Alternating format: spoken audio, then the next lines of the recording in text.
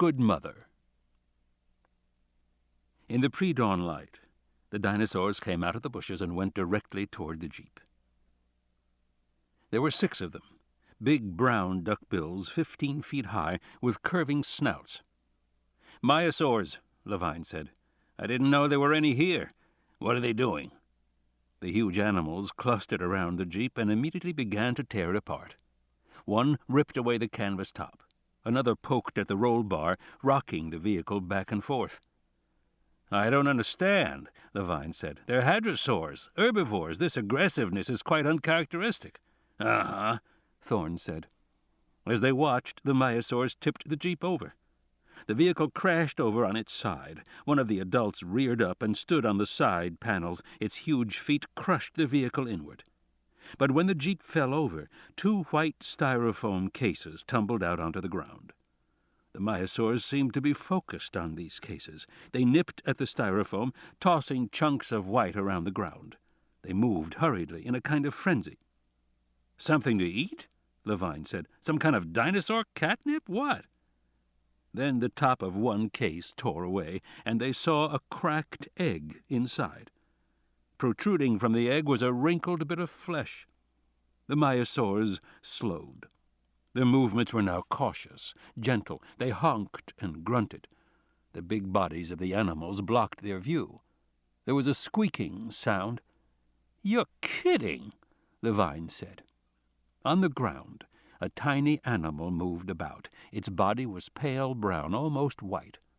It tried to stand, but flopped down at once. It was barely a foot long, with wrinkled folds of flesh around its neck. In a moment, a second animal tumbled out beside it. Harding sighed.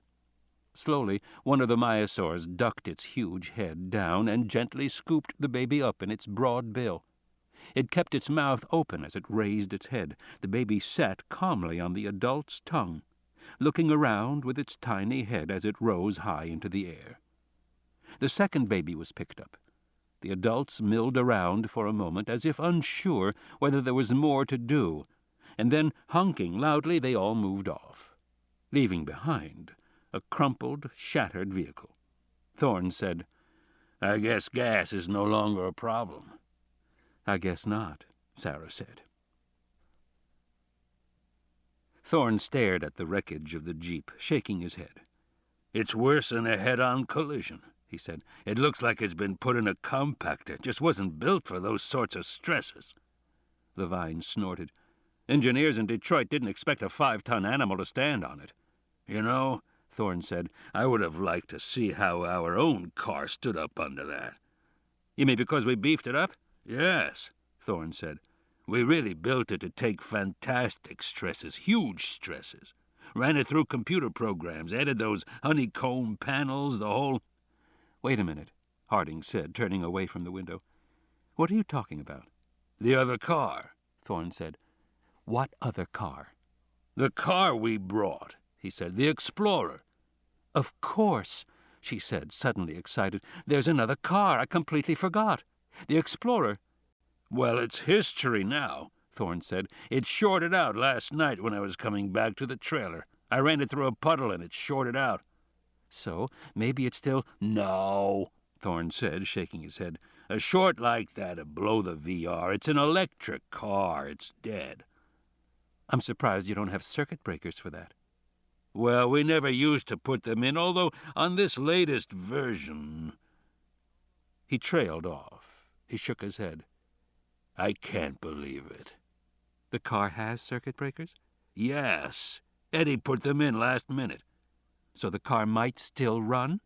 "Yes, it probably would if you reset the breakers." "Where is it?" she said. She was heading for the motorcycle. "I left it on that side road that runs from the Ridge Road down to the Hyde. But Sarah—" "It's our only chance," she said. She pulled on her radio headset, adjusted the microphone to her cheek, and rolled the motorcycle to the door. "Call me," she said. "I'm going to go find us a car." They watched through the windows. In the early morning light, she climbed onto the motorcycle and roared off up the hill. Levine watched her go. "What do you figure her odds are?" Thorne just shook his head. The radio crackled. "Doc?" Thorne picked it up. "Yes, Sarah." "I'm coming up the hill now. I see there's 6 of them." "Raptors?" "Yeah, they're, Listen, I'm going to try another path. I see a—" The radio crackled. "Sarah?" She was breaking up. "Sort of a game trail that... Here, think I better—" "Sarah," Thorne said, "you're breaking up."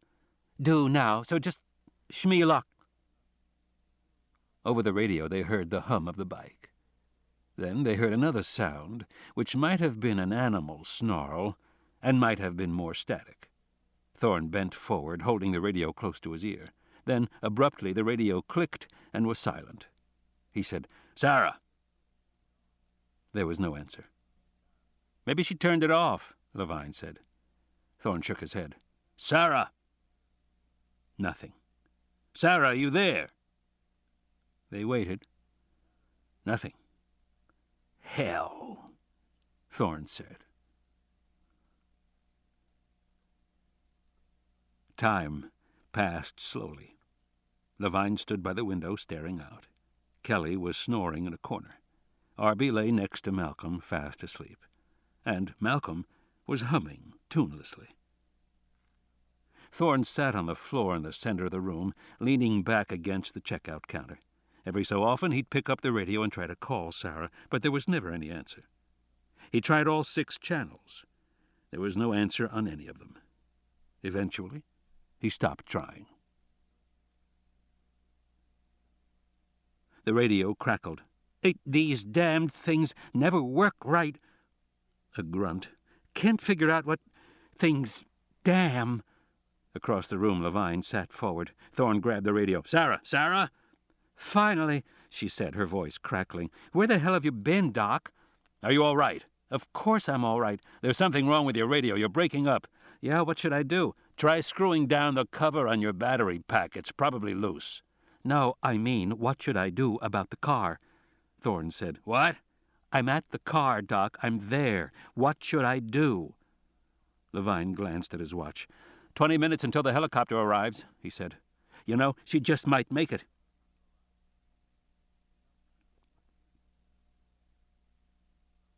Dodgson. Dodgson awoke, aching and stiff, on the floor of the concrete utility shed. He got to his feet and looked out the window. He saw streaks of red in a pale blue sky. He opened the door to the utility shed and went outside. He was very thirsty, and his body was sore. He started walking beneath the canopy of trees. The jungle around him was silent in the early morning. He needed water. More than anything, he needed water. Somewhere off to his left he heard the soft gurgle of a stream. He headed toward it, moving more quickly. Through the trees he could see the sky growing lighter. He knew that Malcolm and his party were still here. They must have some plan to get off the island. If they could get off, he could too. He came over a low rise and looked down at a gully and a flowing stream. It looked clear. He hurried down toward it, wondering if it was polluted.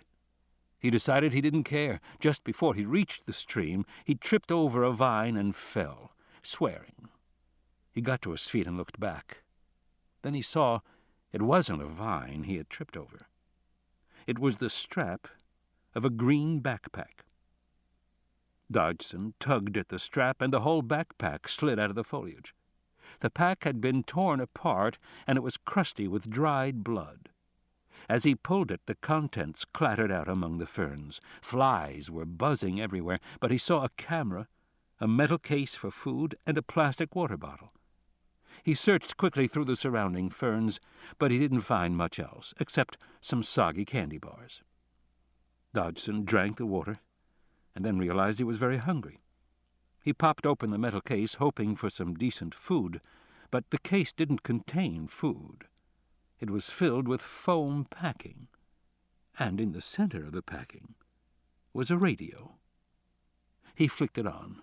The battery light glowed strongly. He flicked from one channel to another, hearing static. Then a man's voice. "Sarah, this is Thorne. Sarah?" After a moment, a woman's voice. "Doc, did you hear me? I said I'm at the car." Dodgson listened and smiled. So, there was a car. In the store, Thorne held the radio close to his cheek. "Okay," he said. "Sarah, listen carefully. Get in the car and do exactly what I tell you." "Okay, fine," she said. "But tell me first, is Levine there?" "He's here." The radio clicked. She said, "Ask him if there's any danger from a green dinosaur that's about 4 feet tall and has a domed forehead." Levine nodded. "Tell her yes. They're called pachycephalosaurs." "He says yes," Thorne said. "They're pachycephalous somethings, and you should be careful. Why?" "Because there's about 50 of them all around the car." Explorer. The explorer was sitting in the middle of a shady section of the road with overhanging trees above. The car had stopped just beyond a depression where there had no doubt been a large puddle the night before. Now the puddle had become a mud hole, thanks to the dozen or so animals that sat in it, splashed in it, drank from it, and rolled at its edges. These were the green dome-headed dinosaurs that she had been watching for the last few minutes, trying to decide what to do. Because not only were they near the mud hole, they were also located in front of the car and around the sides of the car. She had watched the pachycephalosaurs with uneasiness. Harding had spent a lot of time on the ground with wild animals, but usually animals she knew well. From long experience, she knew how closely she could approach and under what circumstances. If this were a herd of wildebeest, she would walk right in without hesitation. If it were a herd of American buffalo, she would be cautious, but she'd still go in. And if it were a herd of African buffalo, she wouldn't go anywhere near them. She pushed the microphone against her cheek and said, "How much time left?" 20 minutes. "Then I better get in there," she said. "Any ideas?" There was a pause. The radio crackled. "Levine says nobody knows anything about these animals, Sarah." "Great." "Levine says a complete skeleton has never been recovered, so nobody has even a guess about their behavior except that they're probably aggressive." "Great," she said. She was looking at the situation of the car and the overhanging trees. It was a shady area, peaceful and quiet in the early morning light. The radio crackled. "Levine says you might try walking slowly in and see if the herd lets you through. But no quick movements, no sudden gestures." She stared at the animals and thought, they have those domed heads for a reason. "No thanks," she said. "I'm going to try something else." "What?" In the store, Levine said, "What did she say?" "She said she was going to try something else." "Like what?" Levine said. He went to the window and looked out. The sky was growing lighter. He frowned. There was some consequence to that, he thought, something he knew in the back of his mind but wasn't thinking about. Something about daylight and territory. Territory. Levine looked out at the sky again, trying to put it together. What difference did it make that daylight was coming? He shook his head, gave it up for the moment. "How long to reset the breakers?" "Just a minute or two," Thorne said. "Then there might still be time," Levine said. There was static hiss from the radio, and they heard Harding say, "Okay, I'm above the car." "You're where?" "I'm above the car," she said, "in a tree." Harding climbed out on the branch, moving farther from the trunk, feeling it bend under her weight. The branch seemed supple. She was now 10 feet above the car, swinging lower. Few of the animals below had looked up at her, but the herd seemed to be restless. Animals sitting in the mud got up and began to turn and mill. She saw their tails flicking back and forth anxiously. She moved farther out, and the branch bent lower. It was slippery from the night's rain. She tried to gauge her position above the car. It looked pretty good, she thought. Suddenly, one of the animals charged the trunk of the tree she was in, butting it hard. The impact was surprisingly forceful. The tree swayed, her branch swinging up and down while she struggled to hold on. "Oh, shit," she thought.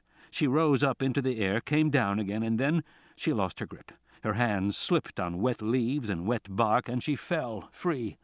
At the last moment she saw that she would miss the car entirely. Then she hit the ground, landing hard in muddy earth, right beside The animals.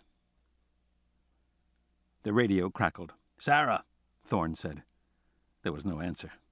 "What's she doing now?" Levine began to pace nervously. "I wish we could see what she's doing."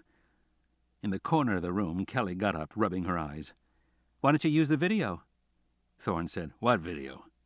Kelly pointed to the cash register. "That's a computer." "It is?" "Yeah, I think so." Kelly yawned as she sat in the chair facing the cash register. It looked like a dumb terminal, which meant it probably didn't have access to much, but it was worth a try anyway. She turned it on. Nothing happened. She flicked the power switch back and forth. Nothing. Idly, she swung her legs and kicked a wire beneath the table. She bent over and saw that the terminal was unplugged. So she plugged it in. The screen glowed, and a single word appeared: "Log in." To proceed further, she knew she needed a password. Arby had a password. She glanced over and saw that he was still asleep. She didn't want to wake him up. She remembered that he had written it down on a piece of paper and stuck it in his pocket. Maybe it was still in his clothes, she thought. She crossed the room, found the bundle of his wet, muddy clothes, and began going through the pockets. She found his wallet, the keys to his house, and some other stuff.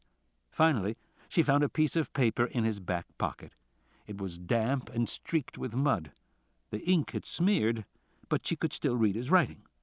Kelly took the paper and went back to the computer. She typed in all the characters carefully and pressed the return key. The screen went blank, and then a new screen came up. She was surprised.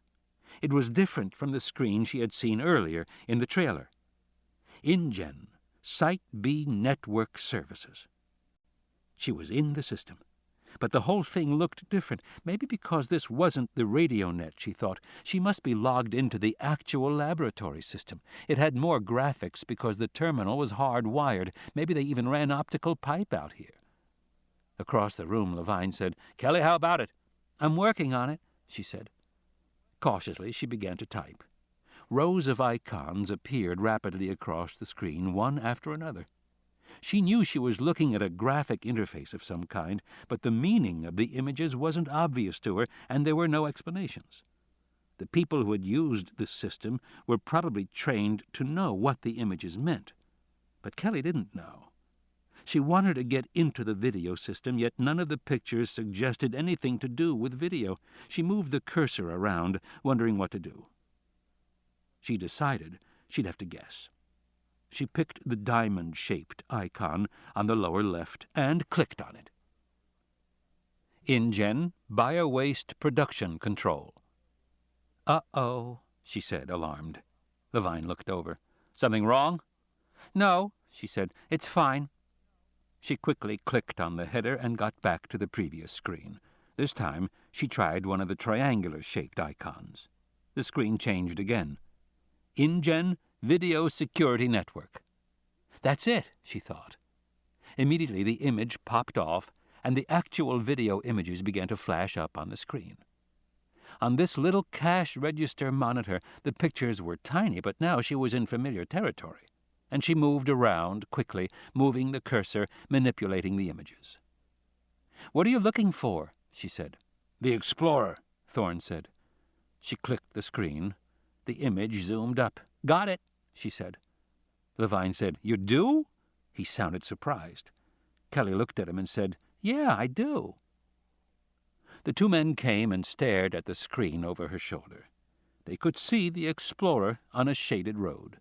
They could see the pachycephalosaurs, lots of them, milling around the car. The animals were poking at the tires and the front fender. But they didn't see Sarah anywhere. "Where is she?" Thorne said. Sarah Harding was underneath the car, lying on her face in the mud. She had crawled there after she fell. It was the only place to go. And now she was staring out at the animals' feet milling all around her. She said, "Doc, are you there? Doc? Doc." But the damned radio wasn't working again. The Packies were stamping and snorting, trying to get at her under the car. Then she remembered that Thorne had said something about screwing down the battery pack. She reached behind her back and found the pack and twisted the cover shut tight. Immediately her earpiece began to crackle with static. "Doc," she said. "Where are you?" Thorne said. "I'm under the car." "Why? Did you already try it?" "Try what?" "Try to start it, to start the car." "No," she said. "I didn't try to start it. I fell." "Well, as long as you're under there, you can check the breakers," Thorne said. "The breakers are under the car?" "Some of them. Look up by the front wheels." She twisted her body, sliding in the mud. "Okay, I'm looking." "There's a box right behind the front bumper, over on the left." "I see it." "Can you open it?" "I think so." She crawled forward and pulled at the latch. The lid came down. She was staring at 3 black switches. "I see 3 switches, and they're all pointing up." "Up?" "Toward the front of the car." Thorne said. "That doesn't make sense. Can you read the writing?" "Yes, it says 15VV and then 02R. "Okay," he said. "That explains it." "What?" "The box is in backward. Flip all the switches the other way. Are you dry?" "No, Doc, I'm soaking wet lying in the damn mud." "Well, then use your shirt sleeve or something." Harding pulled herself forward, approaching the bumper. The nearest packies snorted and banged on the bumper. They leaned down and twisted their heads trying to get to her.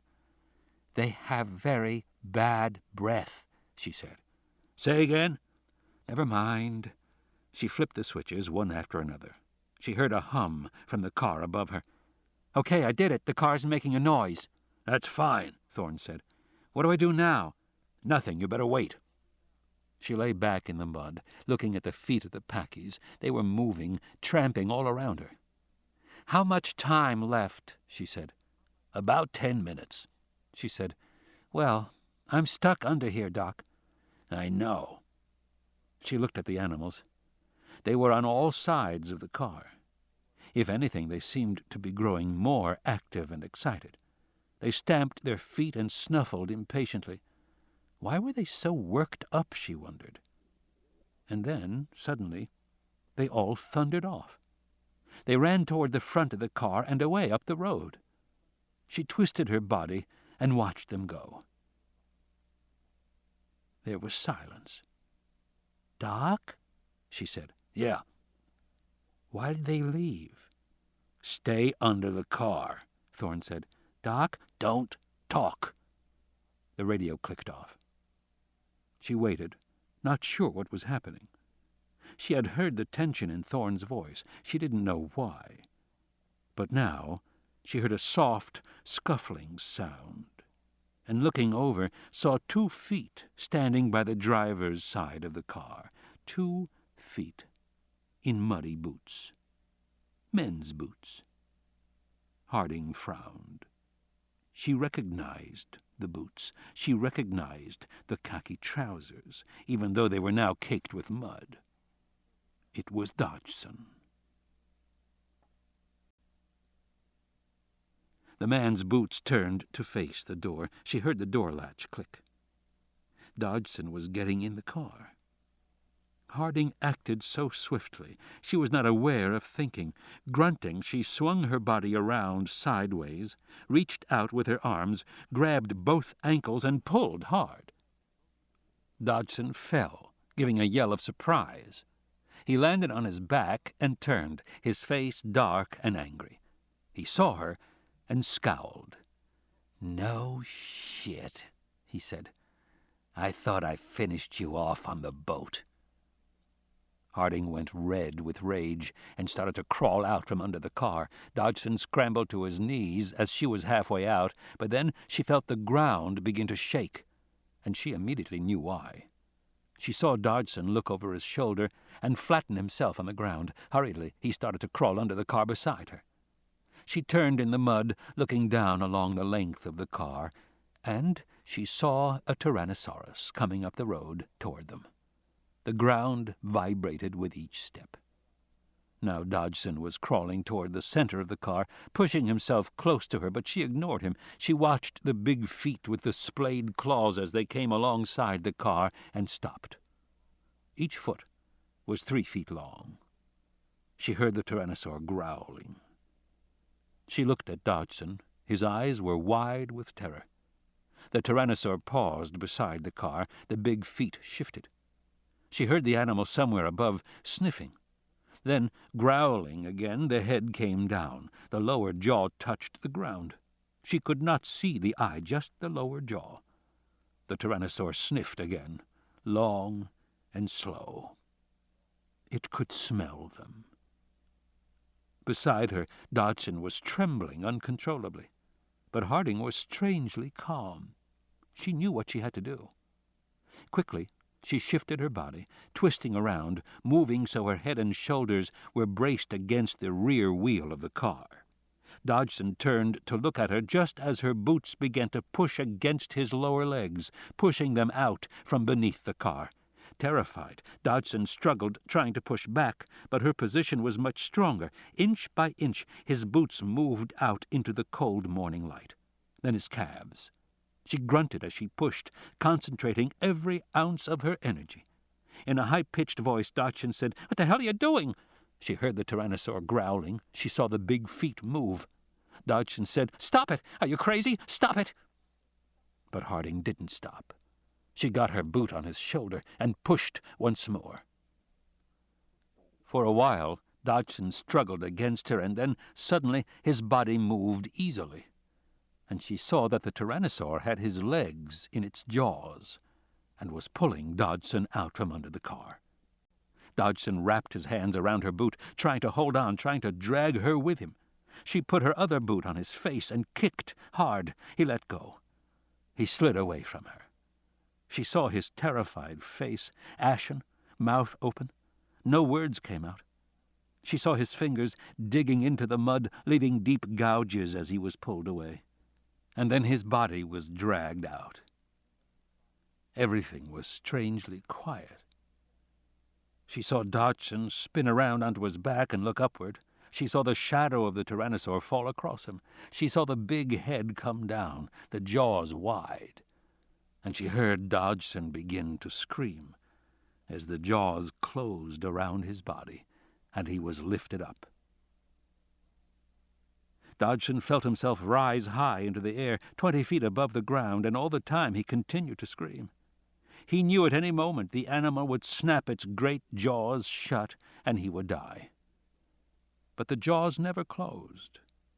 Dodgson felt stabbing pain in his sides, but the jaws never closed. Still screaming, Dodgson felt himself carried back into the jungle. High branches of trees lashed his face. The hot breath of the animal whooshed in snorts over his body. Saliva dripped onto his torso. He thought he would pass out from terror. But the jaws never closed. Inside the store, they stared at the tiny monitor as Dodgson was carried away in the jaws of the tyrannosaur. Over the radio, they heard his tinny, distant screams. "You see," Malcolm said, "there is a God." Levine was frowning. "The Rex didn't kill him." He pointed to the screen. "Look, there, you can see his arms are still moving. Why didn't it kill him?" Sarah Harding waited until the screams faded. She crawled out from beneath the car, standing up in the morning light. She opened the door and got behind the wheel. The key was in the ignition. She gripped it with muddy fingers. She twisted it. There was a chugging sound, and then a soft whine. All the dashboard lights came on. Then silence. Was the car working? She turned the wheel, and it moved easily. So the power steering was on. "Doc?" "Yes, Sarah." "The car's working. I'm coming back." "Okay," he said. "Hurry."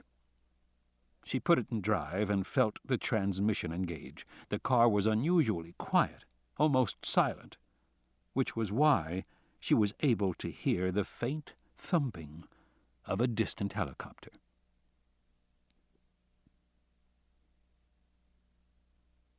Daylight. She was driving beneath a thick canopy of trees back toward the village. She heard the sound of the helicopter build in intensity. Then it roared overhead, unseen through the foliage above. She had the window down and was listening. It seemed to move off to her right, toward the south. The radio clicked. "Sarah." "Yes, Doc?" Listen, we can't communicate with the helicopter." "Okay," she said. She understood what had to be done. "Where's the landing site?" "South about a mile. There's a clearing. Take the ridge road." She was coming up to the fork. She saw the ridge road going off to the right. "Okay," she said. "I'm going." "Tell them to wait for us," Thorne said. "Then come back and get us." "Everybody okay?" she said. "Everybody's fine," Thorne said. She followed the road. Hearing a change in the sound of the helicopter, she realized it must be landing. The rotors continued a low whir, which meant the pilot wasn't going to shut down. The road curved off to the left. The sound of the helicopter was now a muted thumping. She accelerated, driving fast, careening around the corner. The road was still wet from the rains the night before. She wasn't raising a cloud of dust behind her. There was nothing to tell anyone that she was here. "Doc, how long will they wait?" "I don't know," Thorne said over the radio. "Can you see it?" "Not yet," she said. Levine stared out the window. He looked at the lightening sky through the trees. The streaks of red were gone. It was now a bright, even blue. Daylight was definitely coming. Daylight. And then he put it together. He shivered as he realized. He went to the window on the opposite side, looked out toward the tennis court. He stared at the spot where the Carnotauruses had been the night before. They were gone now, just as he feared. "This is bad," he said. "It's only just now 8, Thorne said, glancing at his watch. "How long will it take her?" Levine said. "I don't know, 3 or 4 minutes." "And then to get back?" Levine said. "Another 5 minutes." "I hope we make it that long." He was frowning unhappily. "Why?" Thorne said. "We're okay." "In a few minutes," Levine said, "we'll have direct sun shining down outside." "So what?" Thorne said. The radio clicked. "Doc," Sarah said. "I see it. I see the helicopter." Sarah came around a final curve and saw the landing site off to her left. The helicopter was there, blades spinning. She saw another junction in the road, with a narrow road leading left down a hill into jungle and then out to the clearing. She drove down it, descending a series of switchbacks, forcing her to go slow. She was now back in the jungle beneath the canopy of trees. The ground leveled out. She splashed across a narrow stream and accelerated forward. Directly ahead there was a gap in the tree canopy and sunlight on the clearing beyond. She saw the helicopter. Its rotors were beginning to spin faster. It was leaving. She saw the pilot behind the bubble wearing dark glasses. The pilot checked his watch, shook his head to the co-pilot, and then began to lift off. Sarah honked her horn and drove madly forward, but she knew they could not hear her. Her car bounced and jolted. Thorne was saying, "What is it? Sarah, what's happening?" She drove forward, leaning out the window, yelling, "Wait! Wait!" But the helicopter was already rising into the air, lifting up out of her view. The sound began to fade. By the time her car burst out of the jungle into the clearing, she saw the helicopter heading away, disappearing over the rocky rim of the island. And then it was gone. "Let's stay calm," Levine said, pacing the little store. "Tell her to get back right away, and let's stay calm." He seemed to be talking to himself. He walked from one wall to the next, pounding the wooden planks with his fist. He shook his head unhappily. "Just tell her to hurry. You think she can be back in 5 minutes?" "Yes," Thorne said. "Why? What is it, Richard?" Levine pointed out the window. "Daylight," he said. "We're trapped here in daylight." "We were trapped here all night, too," Thorne said. "We made it okay." "But daylight is different," Levine said. "Why?" "Because at night," he said, "this is Carnotaurus territory. Other animals don't come in. We saw no other animals at all around here last night. But once daylight comes, the Carnotaurus can't hide anymore. Not in open spaces, in direct sunlight, so they'll leave. And then this won't be their territory anymore." "Which means?" Levine glanced at Kelly over by the computer. He hesitated, then said, "Just take my word for it. We have to get out of here right away." "And go where?" Sitting at the computer, Kelly listened to Thorne talking to Dr. Levine. She fingered the piece of paper with Arby's password on it. She felt very nervous. The way Dr. Levine was talking was making her nervous. She wished Sarah was back by now. She would feel better when Sarah was here. Kelly didn't like to think about their situation. She had been holding herself together, keeping up her spirits, until the helicopter came. But now the helicopter had come and gone, and she noticed neither of the men was talking about when it would come back. Maybe they knew something, like it wasn't coming back. Dr. Levine was saying they had to get out of the store. Thorne was asking Dr. Levine where he wanted to go. Levine said, "I'd prefer to get off this island, but I don't see how we can, so I suppose we should make our way back to the trailer. It's the safest place now." Back to the trailer, she thought, where she and Sarah had gone to get Malcolm. Kelly didn't want to go back to the trailer. She wanted to go home. Tensely, Kelly smoothed out the piece of damp paper, pressing it flat on the table beside her. Dr. Levine came over. "Stop fooling around," he said. "See if you can find Sarah." "I want to go home," Kelly said. Levine sighed. "I know, Kelly," he said. "We all want to go home." And he walked away again, moving quickly, tensely. Kelly pushed the paper away, turning it over and sliding it under the keyboard in case she should need the password again. As she did so, her eye was caught by some writing on the other side. She pulled the paper out again. She saw Site B Legends. East Wing. Laboratory. Outlying. Convenience store. Gas station. Manager's house. Security 1. River Dock. Swamp Road.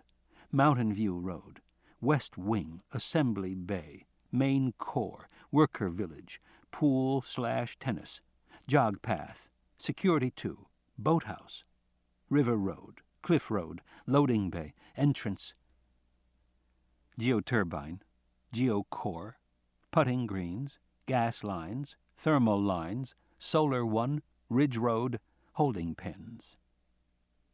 She realized at once what it was, a screenshot from Levine's apartment.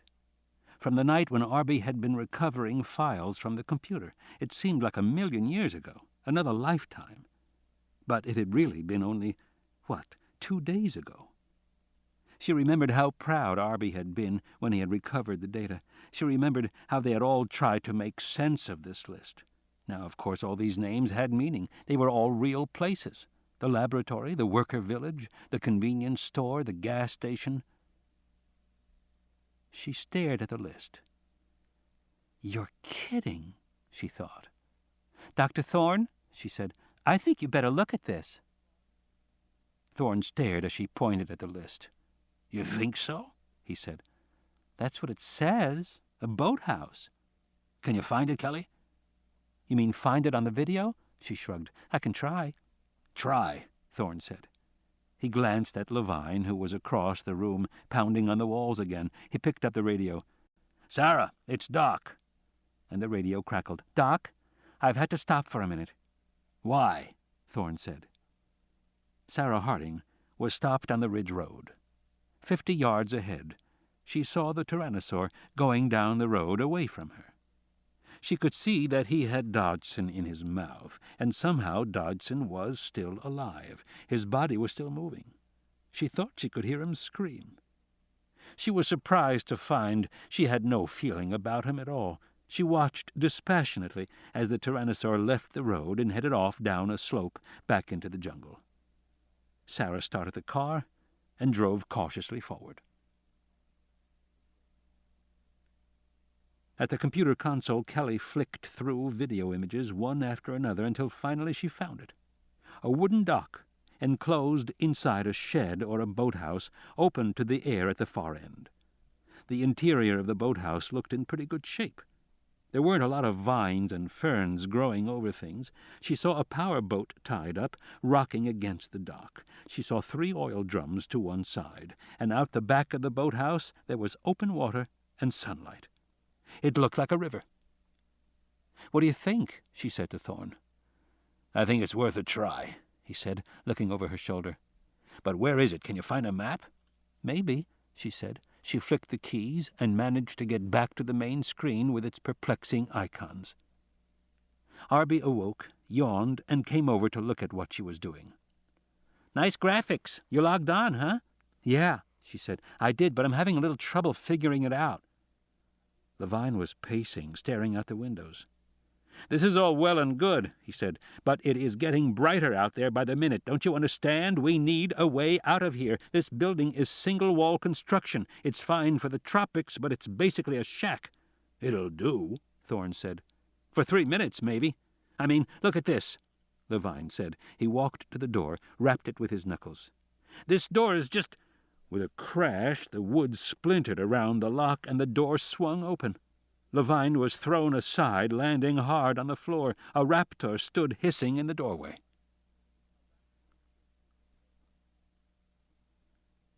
A way out. Sitting at the console, Kelly was frozen in terror. She watched as Thorne ran forward from the side, throwing the full weight of his body against the door, slamming it hard against the raptor. Startled, the animal was knocked back. The door closed on its clawed hand. Thorne leaned against the door. On the other side, the animal snarled and pounded. "Help me!" Thorne shouted. Levine scrambled to his feet and ran forward, adding his weight. "I told you!" Levine shouted. Suddenly there were raptors all around the store, snarling. They threw themselves at the windows, denting the steel bars, pushing them in toward the glass. They slammed against the wooden walls, knocking down shelves, sending cans and bottles clattering to the floor. In several places the wood began to splinter on the walls.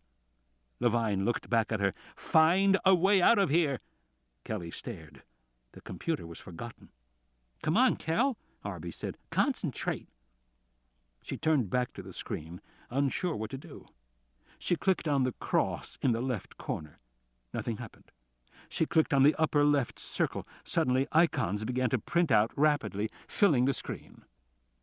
"Don't worry, there must be a key to explain it," Arby said. "We just need to know what—" But Kelly was not listening. She was pressing more buttons and moving the cursor, already trying to get something to happen, to get a help screen, something, anything. Suddenly, the whole screen began to twist, to distort. "What did you do?" Arby said in alarm. Kelly was sweating. "I don't know," she said. She pulled her hands away from the keyboard. "It's worse," Arby said. "You made it worse." The screen continued to squeeze together, the icons shifting, distorting slowly as they watched. "Come on, kids," Levine shouted. "We're trying," Kelly said. Arby said, "It's becoming a cube." Thorne pushed the big glass-walled refrigerator in front of the door. The raptor slammed against the metal, rattling the cans inside. "Where are the guns?" Levine said. "Sarah has 3 in her car." "Great." At the windows, some of the bars were now so deeply dented that they broke the glass. Along the right-hand wall, the wood was splintering, tearing open big gaps. "We have to get out of here," Levine shouted at Kelly. "We have to find a way." He ran to the rear of the store, to the bathrooms, but a moment later he returned. "They're back there, too." It was happening fast, all around them. On the screen she now saw a rotating cube turning in space. Kelly didn't know how to stop it. "Come on, Kel," Arby said, peering at her through swollen eyes. "You can do it. Concentrate. Come on." Everyone in the room was shouting. Kelly stared at the cube on the screen, feeling hopeless and lost. She didn't know what she was doing anymore. She didn't know why she was there. She didn't know what the point of anything was. Why wasn't Sarah here? Standing beside her, Arby said, "Come on, do the icons one at a time, Kel. You can do it. Come on, stay with it. Focus." But she couldn't focus. She couldn't click on the icons. They were rotating too fast on the screen.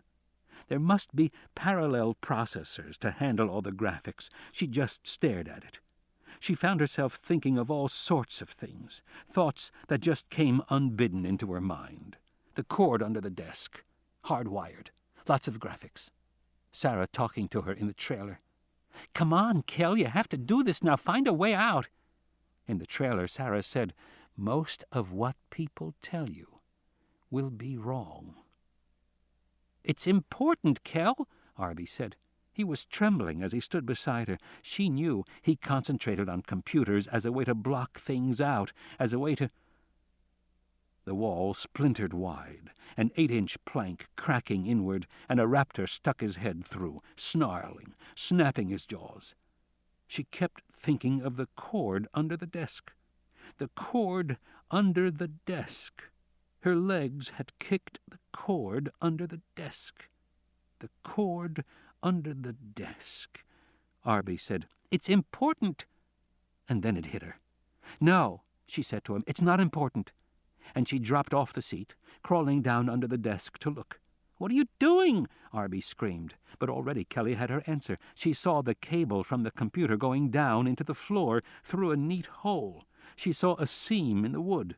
Her fingers scrabbled at the floor, pulling at it, and suddenly the panel came away in her hands. She looked down. Darkness. Yes, there was a crawl space. No more.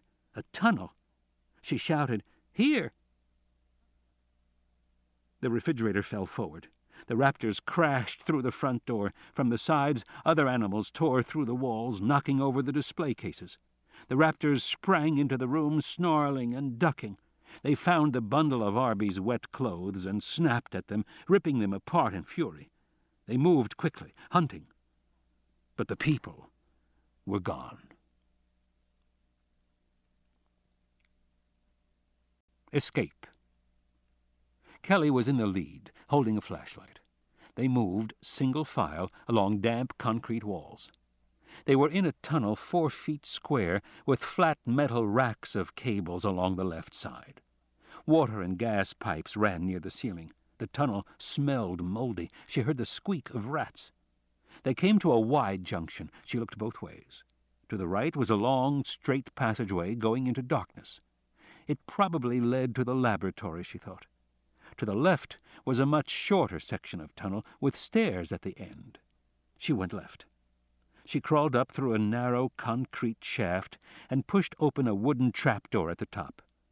She found herself in a small utility building surrounded by cables and rusted pipes. Sunlight streamed in through broken windows. The others climbed up beside her. She looked out the window and saw Sarah Harding driving down the hill toward them.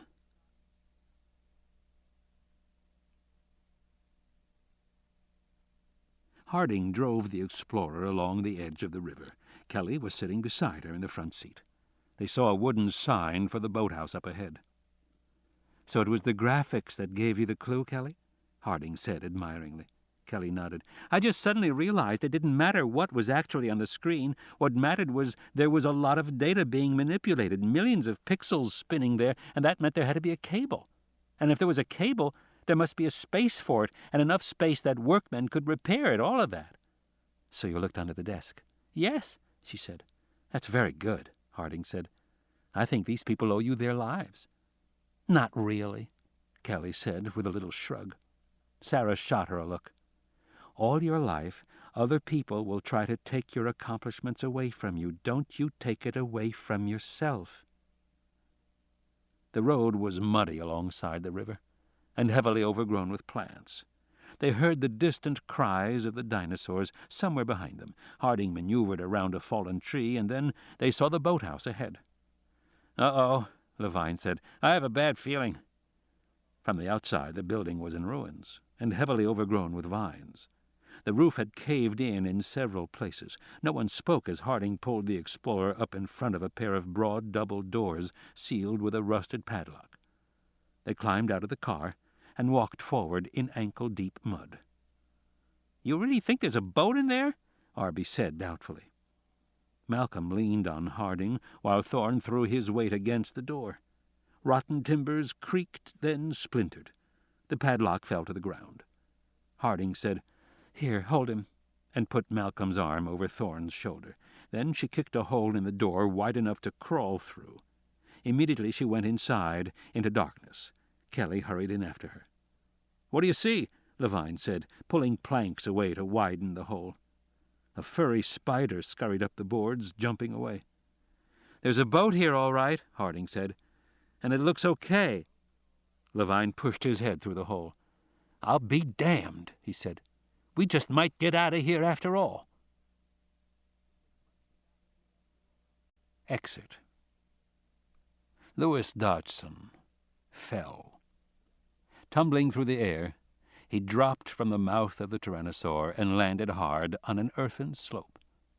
The breath was knocked out of him, his head slammed down, and he was dizzy for a moment. He opened his eyes and saw a sloping bank of dried mud.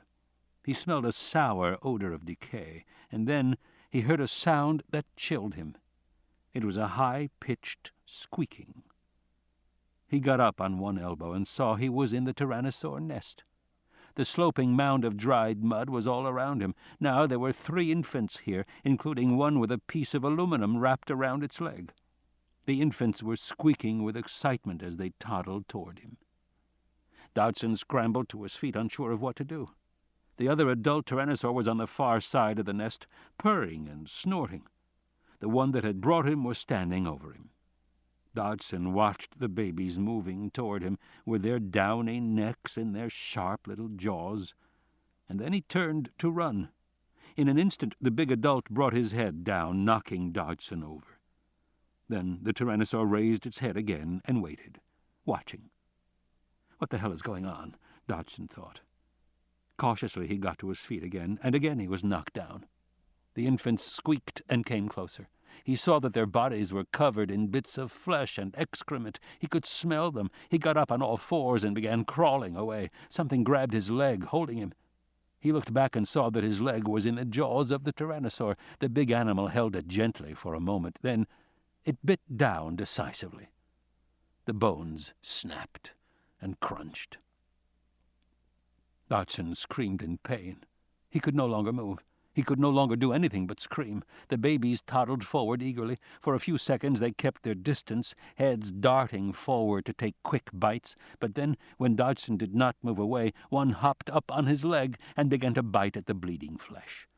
The second jumped on his crotch and pecked with razor-sharp jaws at his waist. The third came right alongside his face, and with a single snap bit into his cheek. Dodgson howled. He saw the baby eating the flesh of his own face. His blood was dripping down its jaws. The baby threw its head back and swallowed the cheek, and then turned, opened its jaws again, and closed over Dodgson's neck.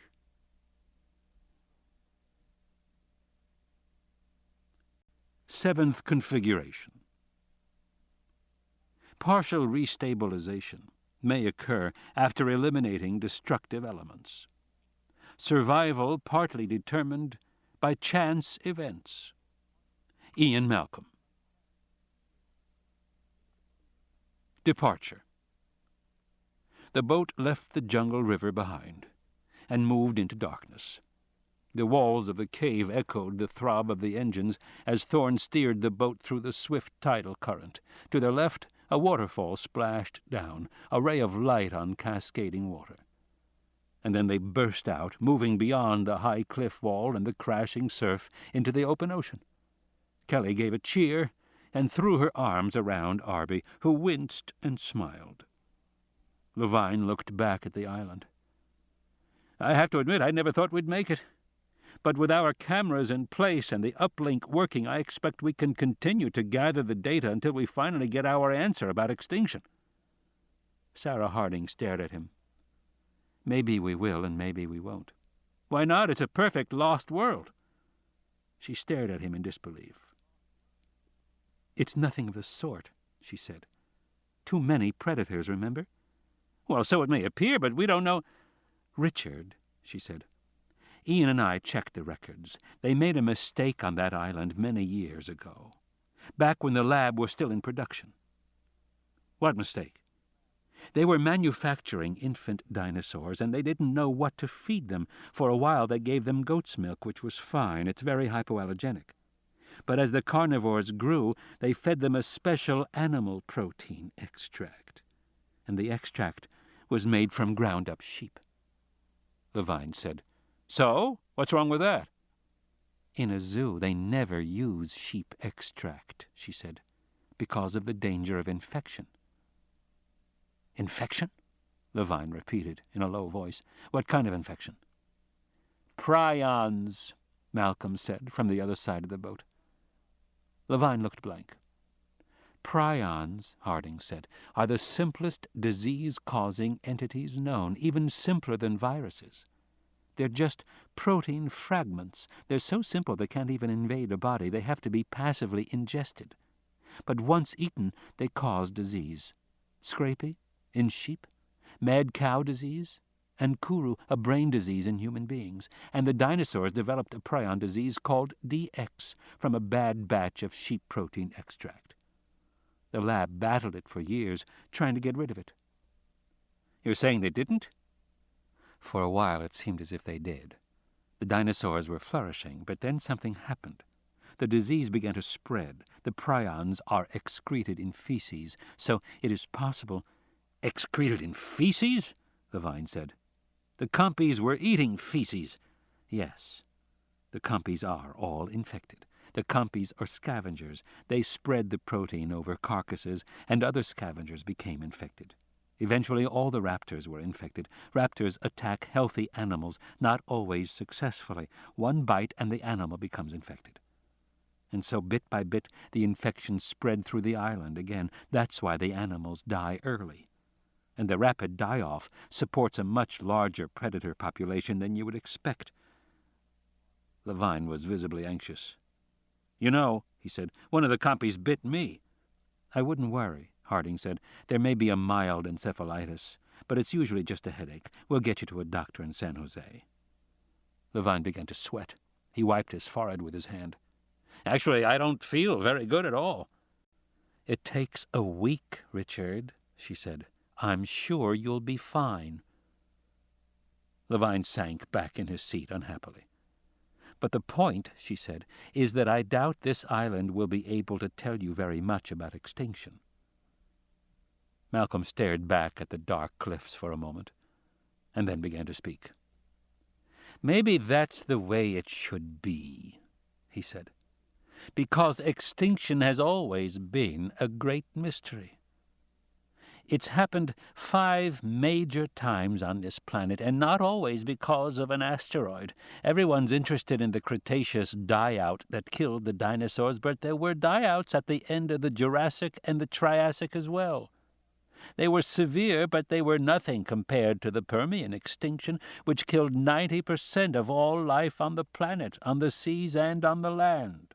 No one knows why that catastrophe happened. But I wonder if we are the cause of the next one. How is that? Kelly said. Human beings are so destructive, Malcolm said.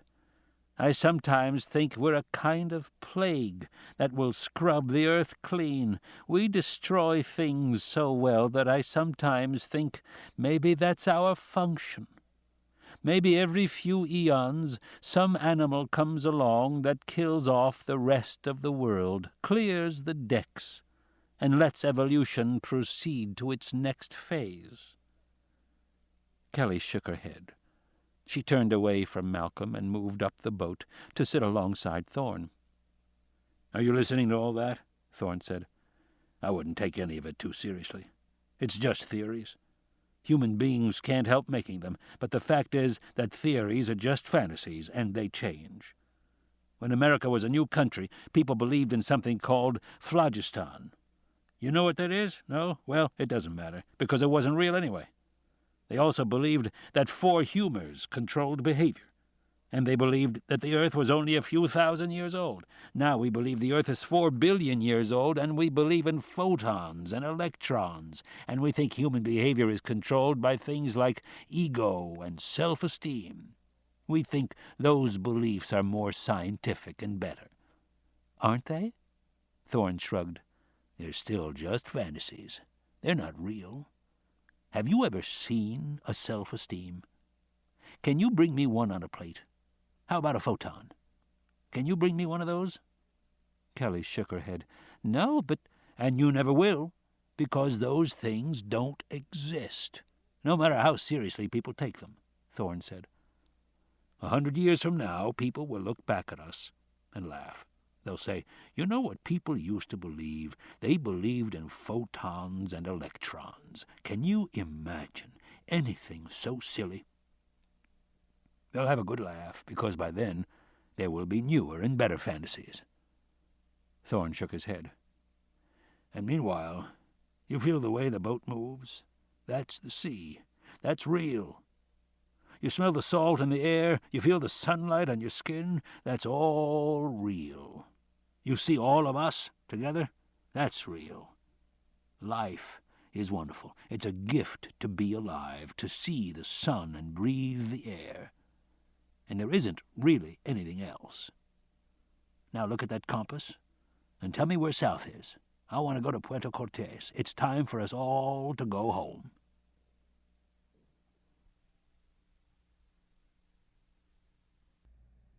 The End.